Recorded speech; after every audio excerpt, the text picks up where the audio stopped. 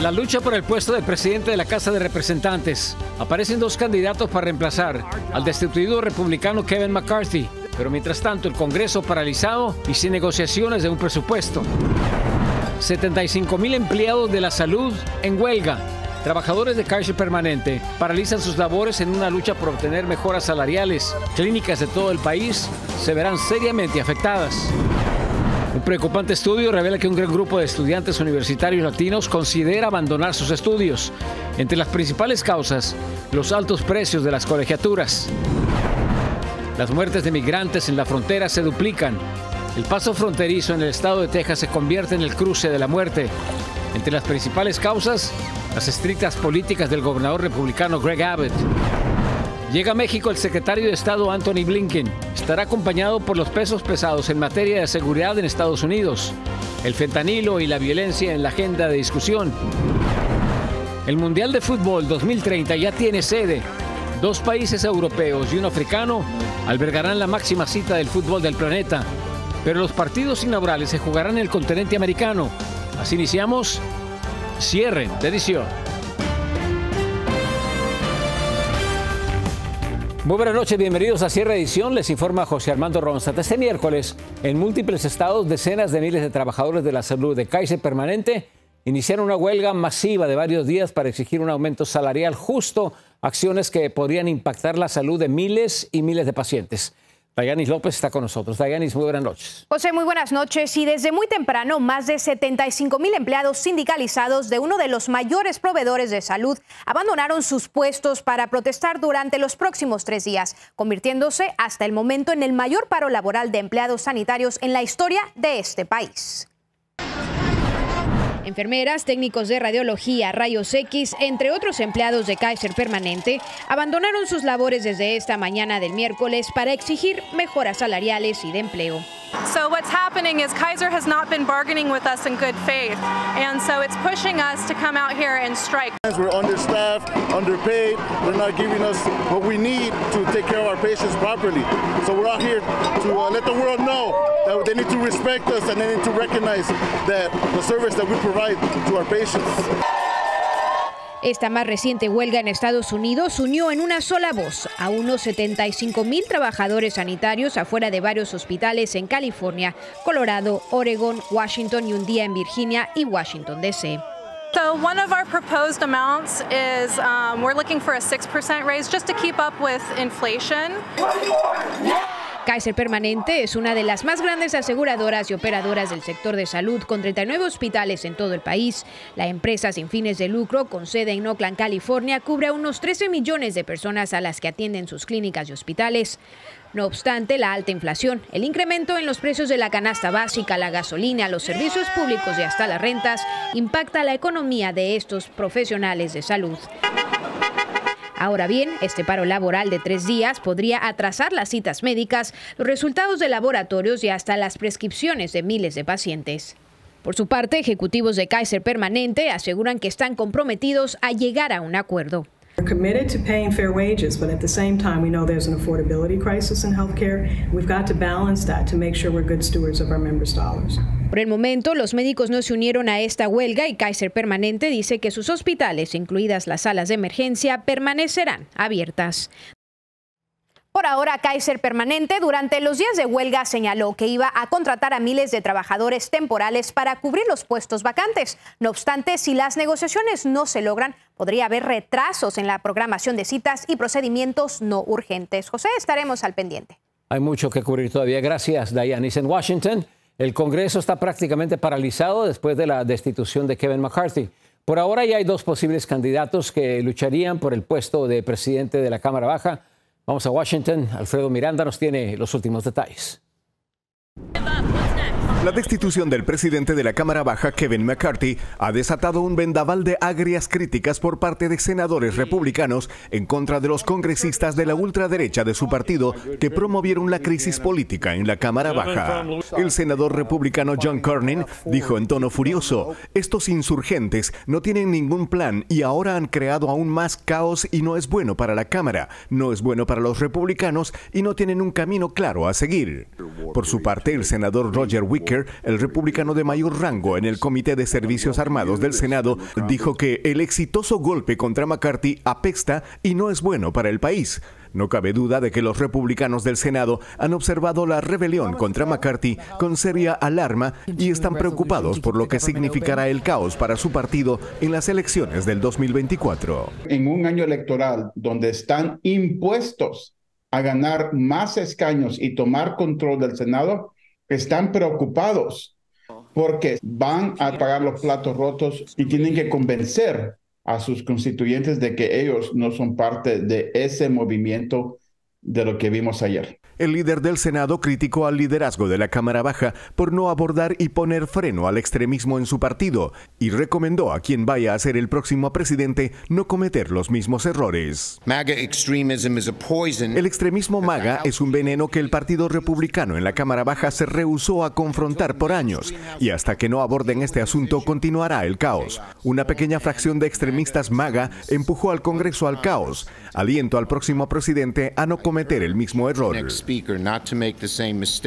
En el Senado se mantiene latente la duda y preocupación por la capacidad del Partido Republicano para gobernar durante los próximos 13 meses y si podrán evitar un cierre del gobierno a finales de este año, a pesar de que ya se perfilan varios candidatos a reemplazar a McCarthy. Si los republicanos insurgentes sienten de que estos nuevos candidatos no van a alinearse y sentirse combativos en contra de demócratas, tampoco van a recibir el apoyo de ellos y tal como cuando McCarthy ganó con 15 vueltas, estos mismos individuos tendrán los mismos retos. Dados los antecedentes del grupo republicano de ultraderecha, no se descarta un empantanamiento en el proceso de elección del próximo presidente de la Cámara Baja.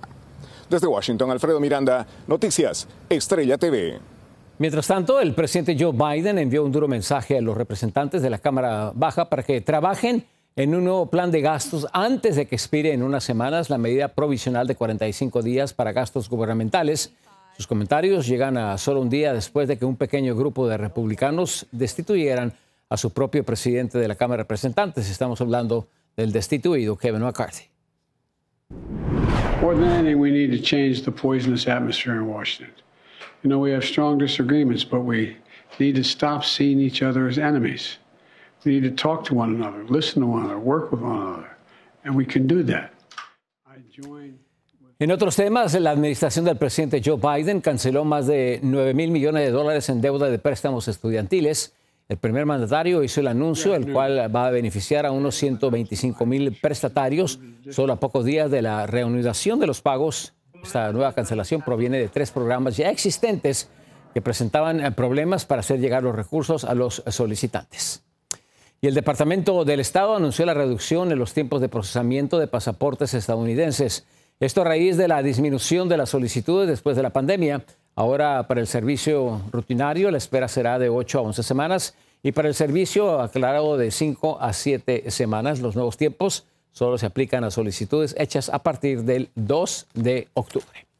Un estudio revela que más del 50% de los estudiantes universitarios latinos pensó en algún momento en dejar sus carreras universitarias. Pero ¿cuáles son las causas? Anthony Belche, desde Miami, nos explica. Más de la mitad de los estudiantes universitarios hispanos han considerado abandonar los estudios superiores en el último año.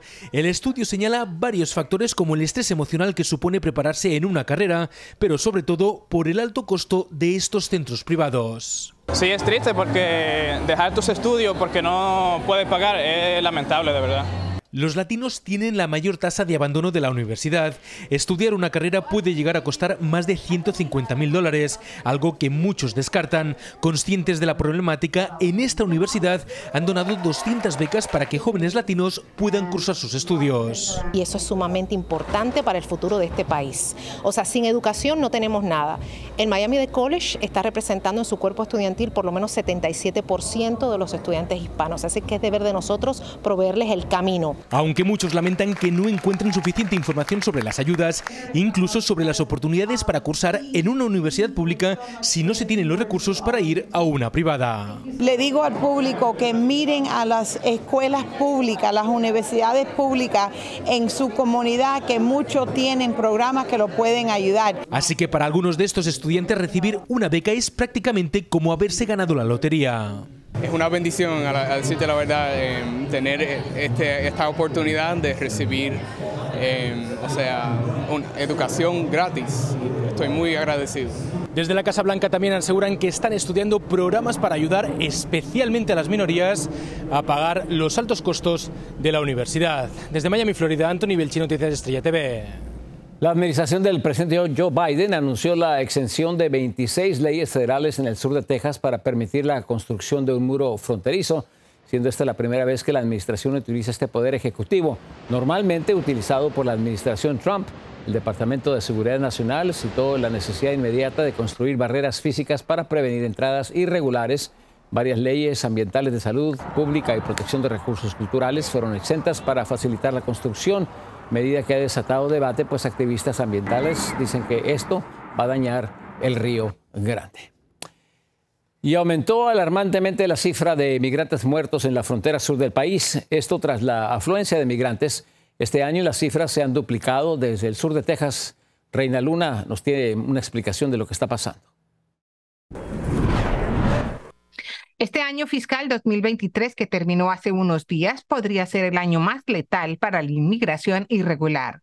Cifras del sector El Paso de la patrulla fronteriza indican que el número de muertos subió de 71 en 2022 a 148 solo en esa área.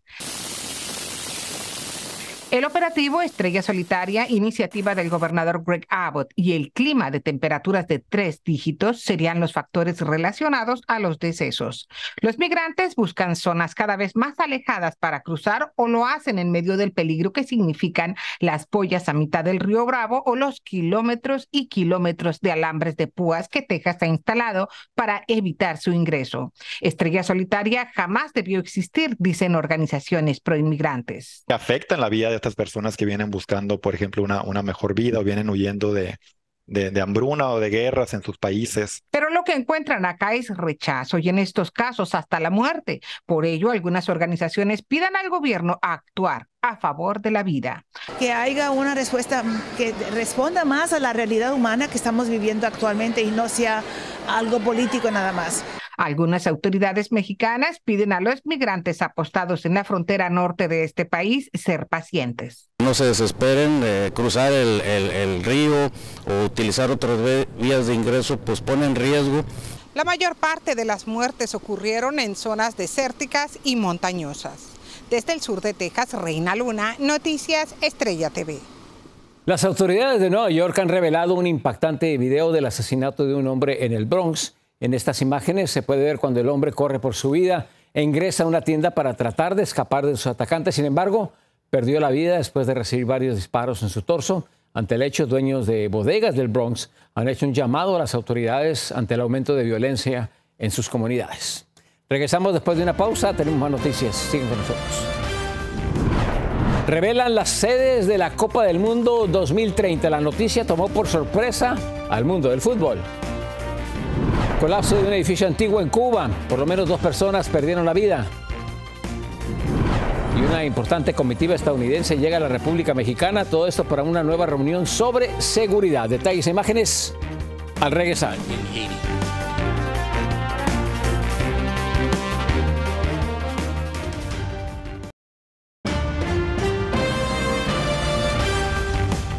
Por primera vez en la historia, una Copa Mundial de la FIFA se va a disputar en 3 continentes, donde Sudamérica también tendrá parte del festejo.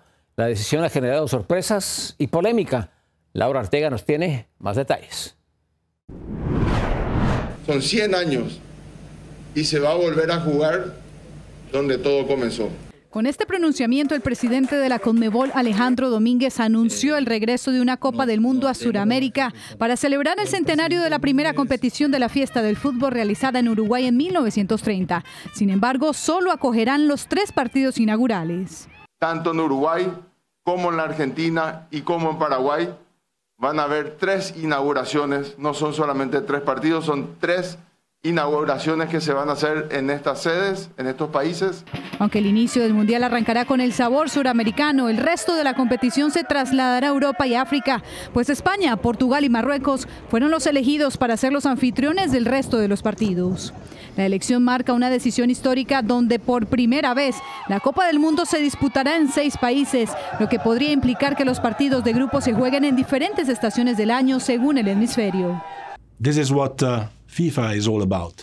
Bringing everyone together, bringing football everywhere. Because football unites the world and football is becoming truly global. Sin embargo, la decisión ya ha generado reacciones.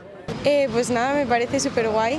Me parece muy guay porque es una oportunidad para nosotros para aprovechar el turismo, para aprovechar la oportunidad. Acho que ser só num país, ou por exemplo, se Portugal e Espanha, que é um ao lado do outro, e Marrocos, tudo bem, agora assim, para ir para outros continentes, acho que não é muito bom. Esta decisión ya está tomada. Sin embargo, la FIFA empezará a trabajar para que los países anfitriones cumplan con los requisitos de infraestructura que requiere un evento de esta talla mundial, que sin duda marcará un precedente en la historia. Para Noticias Estrella TV, Laura Ortega. Esta noche nos acompaña nuestro compañero Francisco X Rivera para hablarnos más sobre esta decisión de la FIFA de jugar el Mundial en 3 continentes distintos. Francisco, gracias por acompañarnos en tu noticiero cierre de edición. ¿Cuál fue tu primera reacción cuando escuchas esto? Bueno, mi querido José Armando, está en un estadio que siempre tiene posibilidad de ser mundialista. En estos momentos estoy en el Lumen Field, la bella casa de los Seattle Sounders. Pues como que veo todo lo que viene en 2026, por ejemplo, con México, y como mucha gente dice que es limosna que les den 10 partidos y que Estados Unidos se quede con todo. Ahora, ¿cómo podríamos llamar a un Mundial 2030 donde le dan 3 partidos a Sudamérica, un Uruguay, una Argentina, una Paraguay? Para mí esto es más como para quedar bien, como para tratar de compensar un poquito el hecho de que va a ser muy difícil que se vuelva a dar un Mundial en Sudamérica. Brasil fue un desastre en mucho tipo de situaciones, logística, crimen, protestas, y yo veo muy difícil, la verdad, y lo digo no de manera despectiva, que en un país tercermundista, en Sudamérica, se vuelva a dar una Copa del Mundo. Argentina no la tiene desde el 78, Uruguay la tuvo en el 30, y a lo mejor por eso para conmemorar les dan un juego. Chile la tuvo en el 62. Veo muy difícil que vuelva a pasar esto, pero la verdad es que es una decisión que sobre todo en el lado de los atletas me deja perplejo. O sea, ¿cómo diantres vas a pensar que vas a viajar desde Uruguay a Marruecos antes de un partido en una Copa del Mundo? O sea, ya ahí entraste en una desventaja terrible. O sea, cualquier atleta de alto rendimiento te lo puede decir, aunque viajan en charter y vuelan en primera clase, lo que sea, todo se hincha las rodillas si traes una lesión, retienes líquidos. Creo que es una decisión que se ve bonita. A lo mejor dicen, qué padre, vamos a tener un partido mundial aquí, pero en cuestión de logística no tiene nada de sentido. Francisco, pero simbólicamente e históricamente, ¿no crees tú que es importante celebrar el centenario en Uruguay? Está padre, o sea, volviendo lo mismo, lo dijiste perfecto, simbólicamente está padrísimo, qué padre tener un partido de ahí, pero te lo digo, imagínate que Uruguay sea el que tiene que jugar en casa y de repente al otro día tienen que viajar para volver a entrenar en España o en Marruecos o en Portugal. Es imposible, o sea, no te vayas muy lejos. Si estamos en Estados Unidos, obviamente trata normalmente de tener a los equipos jugando por regiones, ¿no? Y así los van a tener. Vamos a suponer que tienen el West Coast, Los Ángeles y alrededores. Imagínate que tengas que ir a Los Ángeles a Filadelfia, 6 horas. Ya no digas tener que ir de Uruguay a Marruecos o de Uruguay a España o de Argentina a Portugal. A mí honestamente se me hace un desastre y creo que es algo que a los atletas me parecerá muy bonito y jugar en tu casa y lo que sea, pero no creo que estén muy conformes al respecto. Francisco, ¿a quién beneficia esto? ¿Solamente a la FIFA? No, yo creo que ha habido mucha controversia, obviamente, sin estar dentro de ahí, pues ha habido mucha controversia con los países sudamericanos, ¿no? Creo que se ve muy bonito en el papel. Creo que alguien como directivo de CONMEBOL puede decir, qué padre, yo en bueno, no iba a decir sexenio, pero es otra cosa, en esta estancia presidencial les traje 3 partidos de CONMEBOL de un mundial, pues obviamente quedan bien padre, ¿no? Van a quedar bien parados y a lo mejor en tiempo de reelección dicen, pues yo fui el que les consiguió esto, pero pues es un premio de consolación que la verdad no se me hace que sea gran cosa. Francisco, una última pregunta brevemente. En tu bola de cristal, ¿quién ganaría la siguiente Copa del Mundo? Está muy complicado. ¿Cuál, la del 26 o la del 30? La que tú digas, la del 26 y la del 30. No, pues yo creo que... ¿Quién está fuerte? No, pues Brasil es el que normalmente tiene cosas. Lo de Lionel Messi es una incógnita. Si vuelve a jugar, ahorita está teniendo muchos problemas en jugar en Major League Soccer, pero sería padre ver a Argentina una vez más. Si te digo México, no me crees, ¿verdad? No, para nada. Digo, es un buen deseo, pero no te la voy a creer. Muy bien, Francisco, muchas gracias. No, gracias a ustedes. Buenas noches. Muy bien, muy buenas noches. Bueno, el optimismo siempre es bueno. Vamos ahora a Cuba porque aumenta la cifra de muertos a 2 después del colapso de un edificio en el corazón de La Habana Vieja. El antiguo edificio albergaba cerca de 54 personas compuestas por 13 familias. De acuerdo a las autoridades, un rescatista perdió la vida tras un segundo colapso producidos por el viento y la lluvia mientras buscaban sobrevivientes bajo los escombros. Por ahora, unas personas permanecen desaparecidas y por lo menos 2 personas más permanecen hospitalizadas y se encuentran desafortunadamente en estado crítico. El presidente de Colombia, Gustavo Petro, anunció un nuevo plan contra las drogas en su país. Su estrategia busca reducir el tamaño de los cultivos de coca, la producción de la droga y prevenir la deforestación vinculada al narcotráfico. Su plan empezará a ejecutarse este año y va a continuar hasta el año 2033 con el fin de ayudar a los agricultores a hacer una transición a la economía legal. Y el expresidente peruano Alberto Fujimori solicitó este miércoles un indulto humanitario, mismo que le fue otorgado en el 2017. Fue mediante una audiencia virtual que el hombre, que ahora cuenta con 85 años de edad, dijo que su salud se ha deteriorado desde que se le anuló el indulto. Fujimori fue condenado a prisión hasta el año 2032, acusado de corrupción, entre otros cargos. No se vayan, sigan con nosotros, tenemos muchísima más información en cuanto regresemos. Impresionante decoración de Halloween le jugó una buena broma a los bomberos en Nueva York. Anthony Blinken llega a México en un momento de tensiones en la frontera. El fentanilo y la migración serán los temas a tratar. Y México ya facilita transporte hacia la frontera sur de Estados Unidos a migrantes varados en varias zonas del país. Regresamos con las imágenes y los detalles. Siguen con nosotros.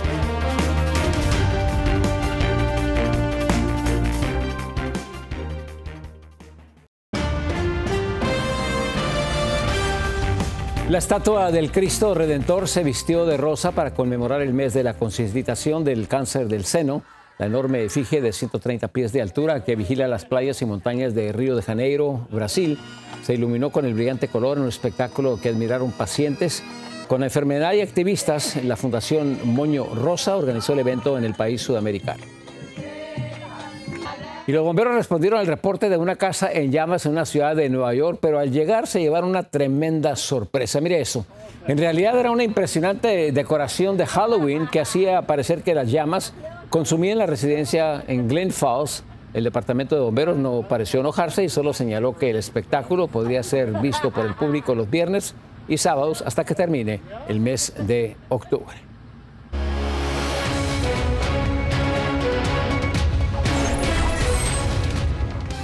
A continuación, las 5 noticias más importantes el día de hoy en nuestro diario Conteo Informativo. Número 5 al día de hoy, buscando sucesores.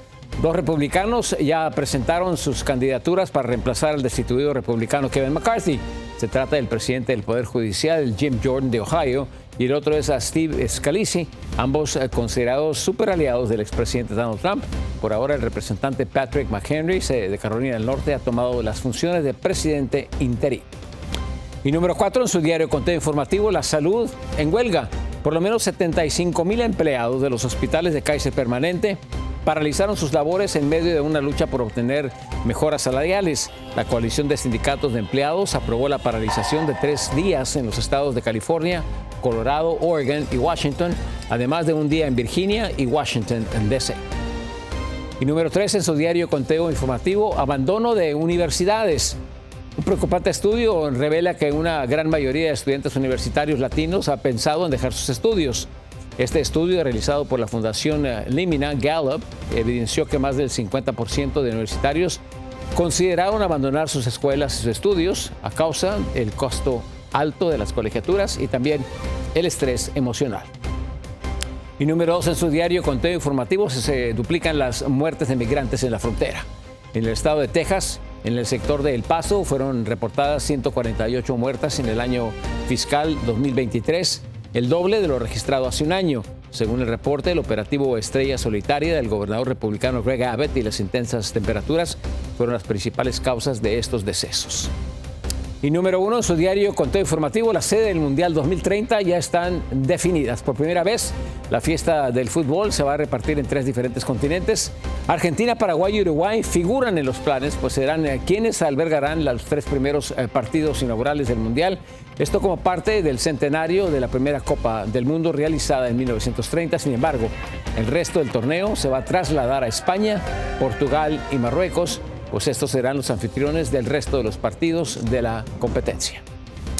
En más información, el secretario de Estado Antony Blinken y su comitiva estadounidense ya llegó a la República Mexicana. Ahí van a reunirse con homólogos latinoamericanos para tratar de temas de seguridad, migración y drogas. En la Ciudad de México, Víctor Blázquez nos tiene más detalles.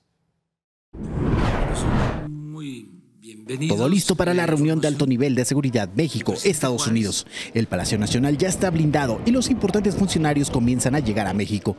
El secretario de Estado, Antony Blinken, ya se encuentra en la capital azteca. Aterrizó en el aeropuerto Felipe Ángeles. Estas cadenas. Horas después, la canciller mexicana Alicia Bárcena sostuvo un encuentro con él para tratar previamente el tema migratorio. Va a haber una reunión el jueves. Creo que viene el jefe del Departamento de Estado, el señor Blinken, y otros funcionarios. En la agenda hay 3 temas: seguridad, fentanilo y migración. Se discutirán en la reunión encabezada por funcionarios mexicanos, estadounidenses y latinoamericanos. El fiscal Merrick Garland, el secretario de Seguridad Interior Alejandro Mayorkas estarán presentes. Algunos migrantes como él tienen la esperanza de beneficiarse con este encuentro. Cuando me salga mi cita de CP1, pues es una aplicación que tenemos que meternos por lo menos los venezolanos, haitianos, creo que Nicaragua y los cubanos. Espera. Puede tardar por lo menos 15 días, 1 mes, 2 meses, 3 meses, hay que tener paciencia. Aunque Estados Unidos aceptó que tiene un problema de demanda de drogas, el fiscal Garland busca capturar a los principales líderes de los cárteles mexicanos que trasigan droga a Estados Unidos. Que México y Estados Unidos tienen que seguir trabajando de la mano, de manera coordinada, a través de la cooperación y donde Estados Unidos no vea a México como un enemigo. Resaltar que el presidente Andrés Manuel López Obrador adelantó que no asistirá a las reuniones de alto nivel. En su lugar estará su gabinete de seguridad, que le reportará los logros alcanzados. En Ciudad de México, Víctor Blázquez, Noticias Estrella TV. Esta noche en Frente a Frente tenemos al analista político José Reveles. Él es experto en temas de seguridad y también en narcotráfico. José, muchísimas gracias por estar con nosotros. Muy buenas noches. Mucho gusto, José Armando. Saludos a la audiencia. Muy bien. ¿Qué tan importante es esta reunión?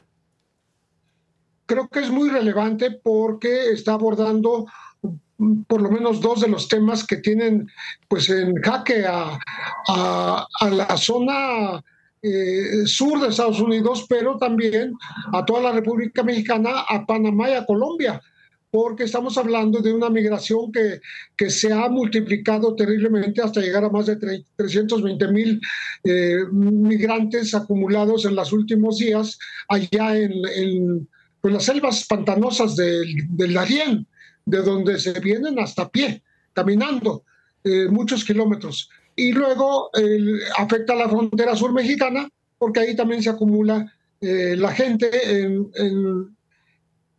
con el propósito de ingresar y finalmente recorrer toda la República Mexicana e irse a los Estados Unidos. Ahí estamos hablando de otros 225,000 que contabiliza Estados Unidos al pie de la frontera. Si a esto le agregas que un gobernador como el de Texas está abriendo y cerrando las claraboyas para que puedan entrar y luego no entrar otra vez los migrantes, pues el conflicto se ha complicado. Y no es el único tema. El otro tema es obviamente el fentanilo, que le interesa mucho a los Estados Unidos, frenar esta invasión de droga, de este opioide que es mortal, que está causando decenas de miles de muertos en los Estados Unidos, 300 diarios se dice, ¿no? Sí. Entonces, creo que sí, la relevancia del asunto es, lo dice el propio grupo que acompaña al secretario de Estado, a Blinken, porque viene el secretario de Seguridad Nacional, viene él, Alejandro Mallorcas, viene el fiscal. Sí, viene toda la plana pesada de Estados Unidos. ¿Qué acuerdos va a querer Estados Unidos lograr? ¿Qué es lo que le van a pedir a México que hagan? Bueno, siempre ha sido evidente que ellos quisieran que México colabore en el freno del flujo de migrantes. Es muy complicado porque tanto la frontera sur de México también se ha complicado porque llegaron más de 6,000 personas de un golpe a la frontera de Chiapas con Centroamérica, con Guatemala, y tratan de llegar justamente a Estados Unidos. Y se dan muchísimos accidentes porque algunos se trasladan en trailers, en tractocamiones, en el tren, en la bestia, así le llaman, que ya cortó su recorrido justamente para que no se suban los migrantes y no mueran en este trayecto cayéndose del tren. Entonces, todo esto hace que México, aunque quiera cooperar, le resulta tan complicado como a los Estados Unidos, pues tratar de frenar este flujo. Sí. Señor Reveles, ¿qué tan importante es que el presidente mexicano no esté presente en esta reunión?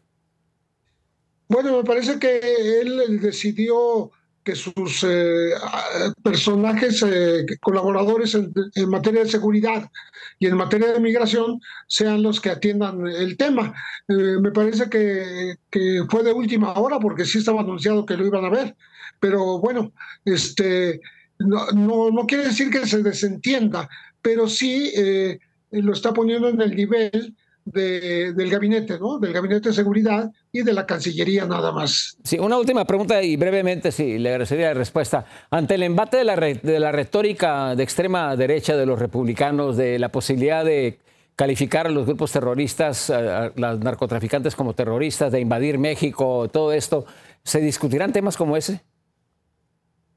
Yo creo que el gobierno mexicano ha sido muy claro de rechazar este tipo de pretensiones o de anuncios que no necesariamente están en la realidad posible, sino que están en el ámbito de unas campañas preelectorales. Sabemos que tanto en Estados Unidos como en México va a haber elecciones y entonces este tipo de temas se presta precisamente para ganar adeptos, para atacar al actual presidente Joe Biden, porque estamos hablando de los republicanos. Ellos incluso han adelantado información muchas veces que no se había dado. Por ejemplo, que Ovidio Guzmán López, a quien se le atribuye ser el operador de los laboratorios de fentanilo, fue capturado con ayuda de los Estados Unidos. Eso no lo dijo la DEA ni nadie, sino un senador republicano. Muy bien, le agradecemos muchísimo su cooperación el día de hoy en su Noticiero Nacional CR Edición, señor Reveles. Gracias como siempre. Con muchísimo gusto. Buenas noches. Muy buenas noches. Pasamos a otras cosas. La crisis política en Guatemala no termina. Ahora podría intervenir la Organización de Estados Americanos. El presidente electo Bernardo Arévalo pidió ayer que la OEA analice aplicar el artículo 20 de la Carta Democrática Interamericana, por lo que calificó como, y cito, un golpe de Estado en cámara lenta, mientras que el secretario general Luis Almagro pidió convocar un consejo permanente para dar seguimiento al proceso de transición en ese país. Regresamos con más noticias a Cierre Edición. Los invitamos a que se queden con nosotros. Un nuevo programa gubernamental mexicano planea movilizar migrantes en territorio azteca ahora hacia la frontera con Estados Unidos. Y la crisis migratoria en Europa tampoco se detiene. Los migrantes siguen llegando en botes. En Nueva York buscan a un sospechoso que apuñaló a un joven activista mientras esperaba el autobús.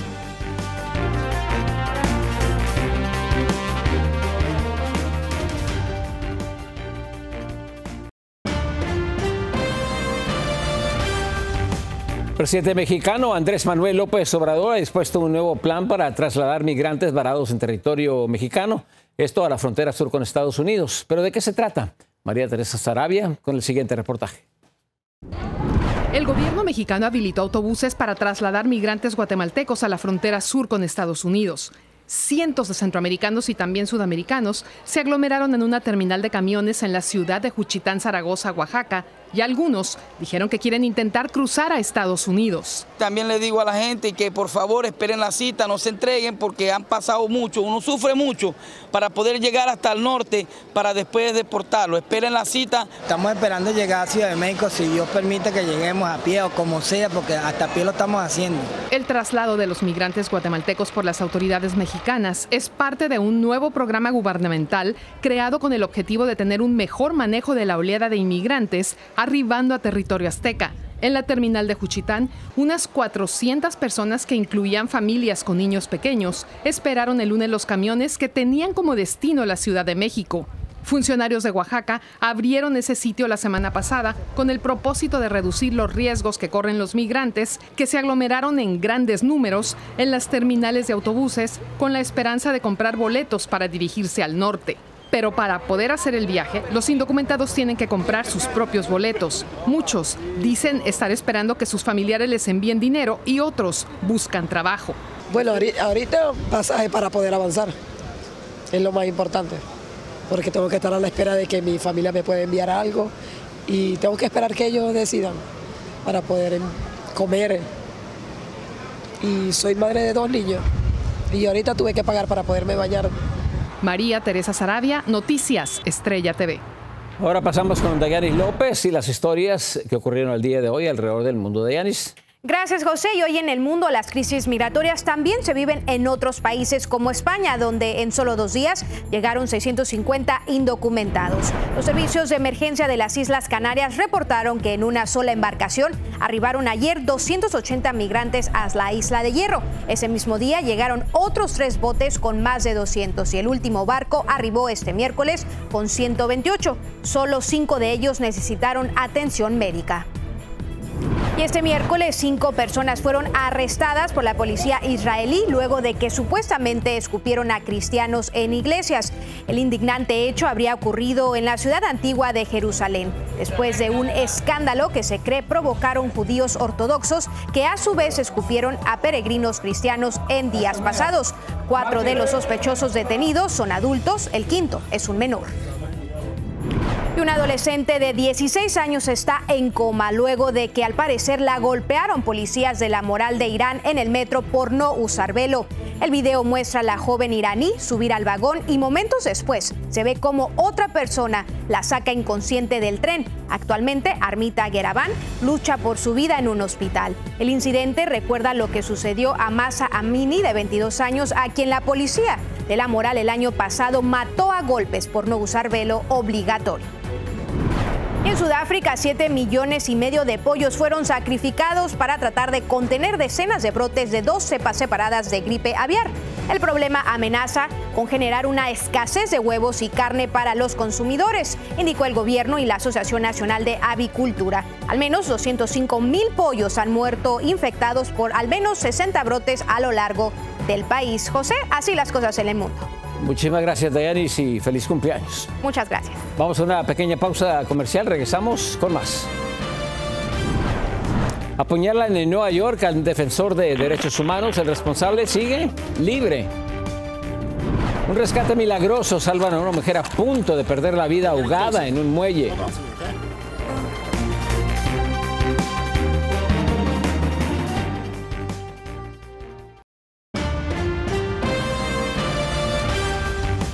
Un defensor de la justicia social y los derechos humanos fue apuñalado a muerte. Esto delante de su novia. Ocurrió en Brooklyn, en Nueva York.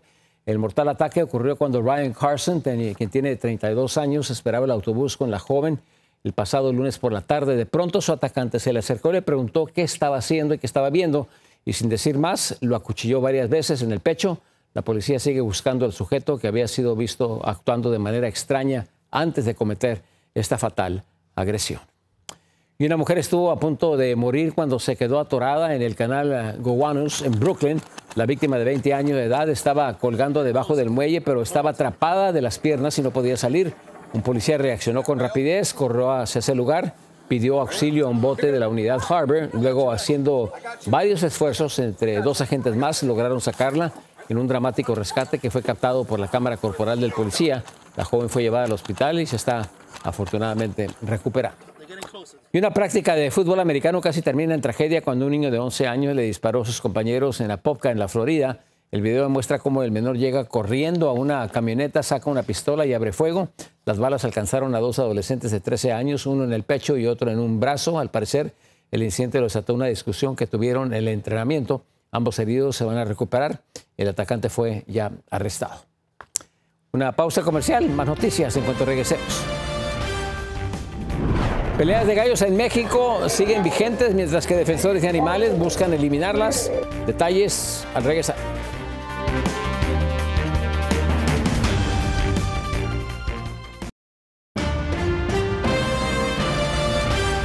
Las peleas de gallos son parte de la cultura mexicana, pero muchos siguen luchando para que sean prohibidas. Críticos dicen que son un innecesario sufrimiento para las aves, muchas que desde que nacen son criadas para pelear precisamente, pero lo que ha hecho de esta práctica su modo de vivir se defienden, diciendo que les ayuda a llevar los alimentos a sus familias y también una manera de mantener las tradiciones familiares que datan de siglos. Los esfuerzos para acabar con las peleas sufrieron un revés cuando la Corte Suprema dijo que prohibirlas sería inconstitucional. Muchas gracias por acompañarnos en cierre de edición. Yo soy José Armando Ronstadt. Esperamos contar con su sintonía el día de mañana. Muchas gracias.